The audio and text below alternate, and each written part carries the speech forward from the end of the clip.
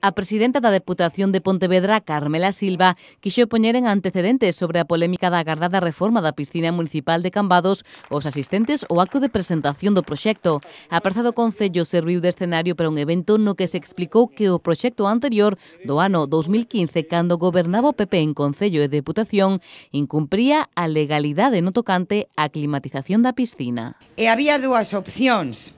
Había a opción de facer un proxecto para a cuberta, mantendo o que estaba presupuestado no anterior convenio, ou facer un proxecto novo. E a alcaldesa e o seu goberno e o goberno da Deputación decidiron facer un novo proxecto único, este que hoxe vos presentamos. Unha decisión que, tal e como detallou o arquitecto encargado do proxecto e a presidenta da entidade provincial, permitirá o correcto funcionamento da piscina e a integración da nova estrutura no entorno.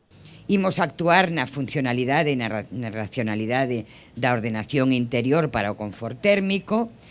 Imos unificar o vaso e a praia da piscina cos espacios lindeiros e así tamén mellorar a resposta funcional do conxunto do espacio.